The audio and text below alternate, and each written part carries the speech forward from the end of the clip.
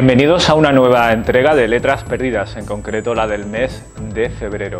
Bien, los contenidos de este programa son en parte los habituales, las recomendaciones de libros prohibidos, también los nuevos libros que han llegado aquí a Librab, las novedades, el autor de El efecto Midas, ¿no? Manuel Dorado, que ha hecho aquí la presentación en Librab y sí nos ha concedido una entrevista, y también con Carlos Lombarde, de El método Lombarde, que al igual que el anterior autor, presentó aquí su libro y nos concedió también una entrevista previa. Esperamos que os guste. Carlos Lombarde, sí. Buenas tardes. Buenas tardes, muy bien.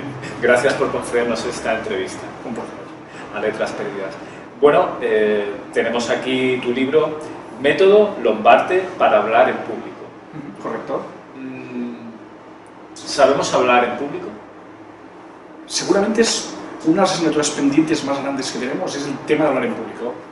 Por ejemplo, cuando comparas los grandes grupos norteamericanos, lo comparas con cualquier europeo o español, yo diría que no es que ellos sean más buenos, sino que ellos se venden mejor.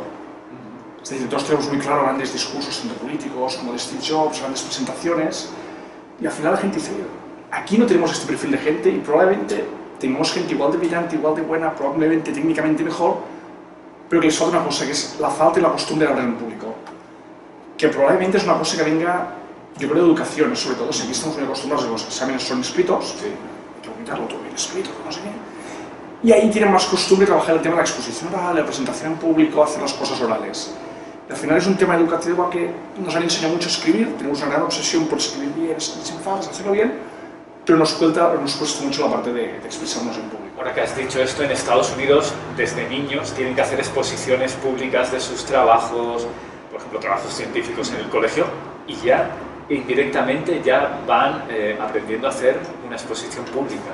Correcto. Sí, es una cosa que van trabajando mucho desde que son niños, van creciendo, trabajan mucho también el tema de debates. Aquí es verdad que se está trabajando cada vez más hay más exposiciones en la universidad, se trabaja más el tema del debate universitario, pero sí que es verdad que en general nos cuesta, vamos retrasados, ¿no? Cuando alguien pregunta en clase al profesor, no, ¿quién quiere hablar en público? No, ¿quién quiere? Es lo típico que todo el mundo se esconde. ¿Por qué tienes la sensación de que una persona que hable muy bien en público nos está intentando vender algo? Es tal vez una sensación habitual, ¿no? El típico, es un cantamañanas, ¿no? Nos quiere vender una moto. Vendedor de humo. Vendedor de humo, sí, es una frase muy típica, muy típica. Pero no tiene por qué, o sea, sé que es verdad que hay gente que habla en público, porque está 2-3 horas hablando y dice, es que no ha dicho nada. Pero yo creo que la gracia es no solo hablar bien en público, sino saber desarrollar un contenido, unos argumentos, explicar bien las cosas. Y es una fama que le tenemos que ir quitando, no es como la típica fama del vendedor, ¿no? ¿Qué hace? No, vendedor, ¿no? Es charlatán. Y es algo que tenemos interiorizado negativamente, y es lo contrario, es bueno, si cualquier persona al final, sea la profesión que sea, tiene que hablar en público, tiene que exponer sus ideas, tiene que convencer a la gente. ¿Por qué aquí las charlas o las conferencias motivadoras no tienen el éxito que los países anglosajones? Pues es una buena pregunta, la verdad. Sí que es verdad que en Estados Unidos los anglosajones tienen mucho éxito. Aquí nos cuesta más. Supongo que hay un punto, me imagino, tenemos bastante miedo escénico, bastante miedo a hacer el ridículo, aunque seamos así muy abiertos, nos gusta mucho chillar y tal, cuando tenemos que exponernos, tenemos bastante miedo al tema de fracasar, de hacer el ridículo. Se van a reír de mí o me voy a quedar en blanco, es una cosa que supongo que nos tira para atrás. ¿Te parece que hablemos ya de tu método? ¿Qué tiene de particular el método Lombarde? Realmente, particular no tiene nada, o sea, me he tirado aquí piedras contra mi tejado.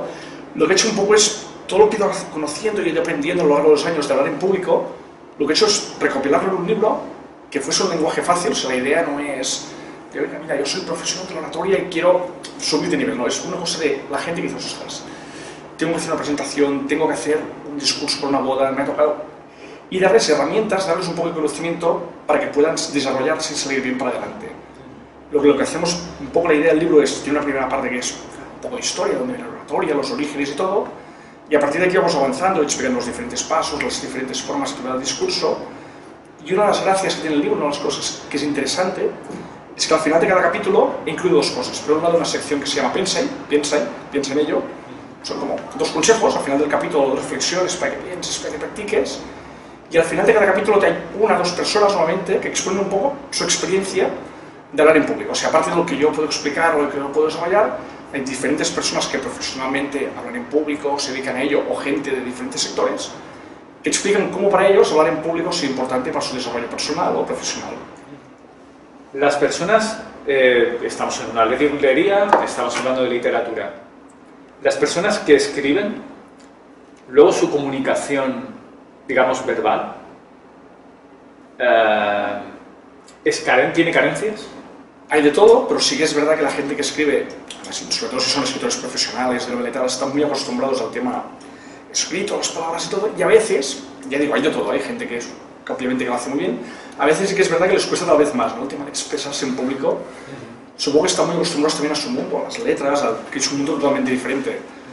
Yo, por ejemplo, cuando escribí el libro, tenía muy claro lo que quería decir, lo escribí todo, lo que parece, la primera parte del manuscrito, se lo di a mi pareja para que lo revisase y me dijo, no he entendido nada. Dices, no, pues yo lo tengo clarísimo, ¿no? Dices, una cosa es cómo hablas y la otra es la expresión, cómo lo escribes, que se tiene que entender, que es muy diferente. Claro. Para los escritores, obviamente, hoy día un escritor, para bien o para mal, prácticamente también es un comercial. ¿Cómo? No sé si para bien o para mal, pero es la realidad. Entonces, ¿en qué puede ayudarle el método que tú propones para dar a conocer su obra y su contenido? Porque a veces un escritor presenta un libro y le cuesta explicar su contenido. Él conoce muy bien la historia, pero a la hora de transmitirla al público, a veces no consigue conectar.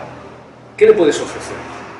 Al final, o sea, al final el libro está muy lleno de consejos, de ideas y de cosas. Lo que explica es que al final un discurso, en el fondo es muy fácil, es decir 3 veces lo mismo. Es decir, empiezas con lo que os voy a explicar, hoy os voy a hablar de mi libro, que es muy bonito y muy interesante. Segunda parte, explicas el tema, mira, mi libro es muy bonito y muy interesante porque os explico A, B y C. Y al final es repetir una tercera vez lo mismo. Como os he dicho anteriormente, mi libro era muy interesante porque A, B, C. O sea, al final es repetir un mismo argumento 3 veces, porque sí que está comprobado que cuando explicas algo, cuando hablas a la gente, se le quedan 2 o 3 ideas. Por lo tanto, el consejo que yo le podría dar a un escritor es tener muy claro cuáles son las 2 o 3 ideas básicas que quieres que la gente se vea tu obra y repítelas. De diferentes formas, pero al final, las 3 ideas básicas. La comunicación no verbal. ¿Hasta qué punto se dice que tomamos una elección de manera inconsciente y luego la elevamos al consciente? Eso es lo que se dice. ¿En qué influye la comunicación no verbal con la verbal? Hay un estudio muy clásico que es de Albert Merjavian, que hizo el estudio de la comunicación no verbal, y él descubrió que un 93% de lo que comunicamos es no verbal, o sea, el lenguaje del cuerpo, el tono de voz, y que solo un 7% es aquello que decimos. O sea, la obsesión de la gente que es, no, hay que decir las palabras correctas, hay que decir no sé qué, es nada, es un 7. Pero si ahora me pongo delante tuyo y me pongo aquí mirando el suelo, estoy muy contento, tú dirás, no, Carlos, estás triste. Pero mi verbal, tío, oye, te estoy diciendo que estoy contento, pero como mi cuerpo no te convence, ante la duda te crees al cuerpo, que no puedo controlarlo, que no la palabra que la tengo ensayada, la tengo trabajada y la controlo bien. Por lo tanto, al final te diría que es mucho más importante de lo que parece, hasta el punto de que tú llegas a un sitio y depende de la imagen que ves. Imagínate que llegas al médico y tú ves un médico aquí con camiseta de tirantes, tatuajes y tal, y puede ser un excelente cirujano, pero ves ese tío y dices, este me quiere operar y yo aquí no entro. Y no abierto la boca, pero su imagen ya te comunica, igual que cuando entras al taller mecánico, ahora no es fácil, entras al taller y dices, una bata blanca, una bata limpio. Y la imagen mental que tenemos es que el mecánico tiene que estar sucio. Así muchas, este me ha parado el coche. Vamos bien, ya todo ordenadores, ya no veo nada. O sea, es curioso como, sin llegar a abrir la boca muchas veces, la simple imagen, cómo vamos vestidos o cómo vamos, ya comunica. Ajá. Bueno, estamos ya terminando. Has hablado que es este libro, el método Lombarte para preparar públic, es eminentemente práctico. ¿Qué consejo general le darías a alguien que necesita exponer algo en público? Por ejemplo, no te pongas nervioso, que luego eso se dice y te pones más nervioso todavía. Correcto. Pero, por ejemplo, un consejo general que digas, esto te va a venir bien, y a partir de aquí, evolución. Sobre todo, le diría, practicar en casa, sobre todo antes del discurso. No hay eso de, no, hostia, qué discurso tan bueno improvisado. Realmente no existe. En el libro lo explico, hay una frase muy buena de Churchill, que Churchill era mundialmente conocido por sus grandes discursos que improvisaba y todo. Y un día un chaval joven le dijo, soy Churchill, ¿usted cómo se lo hace para hacer estos discursos tan buenos improvisados? Y dice, mira, es un secreto, no se lo digas a nadie, pero yo por la mañana me preparo muy concienzudamente las palabras que por la tarde voy a improvisar. O sea, el secreto está realmente en prepararse muy bien lo que vas a decir. Eso de no, le sale natural, sí, pero antes hay mucha práctica, mucho trabajo, muchas... Y olvidarse los típicos consejos, ¿no? Mira al fondo de la pared, no, porque parecerás tonto. Imagínate a la gente desnuda. No, es esas cosas que a mí no me funcionan. Aparte que no tengo tanta imaginación. Si al final es practicarlo mucho, y una vez has practicado, oye, solo tú sabes lo que quieres decir, es un poco como teatro. Si te equivocas, si te dejas algo, no pasa nada, porque solo lo sabes tú. Nadie sabe lo que vas a decir, por lo tanto, claro. Lo que diría es animar a la gente un poco a lanzarse al tema de hablar en público, que es una cosa que nos da un pavor inmenso, y sobre todo, diría que los países latinos aún más, es como, no, hablar en público, no. Que al final no es tan difícil, y los digo a mis alumnos muchas veces en clase, pensar que la gente, cuanto más gente hay en el público, mejor, porque al final cuando tienes un público con 1000 personas, siempre hay alguno que se duerme, esto es estadístico. Y cuando se acaba el discurso, la exposición, siempre tienes a un conocido que empieza a aplaudir. Automáticamente el que se ha dormido aplaude más fuerte para que nadie se dé cuenta que estaba durmiendo, y por lo tanto tienes el éxito asegurado porque todo el mundo empieza, oh, bravo, bravo. Por lo tanto, que la gente piense que cuando hablan en público, lo peor que puede pasar es que le aplaudan mucho.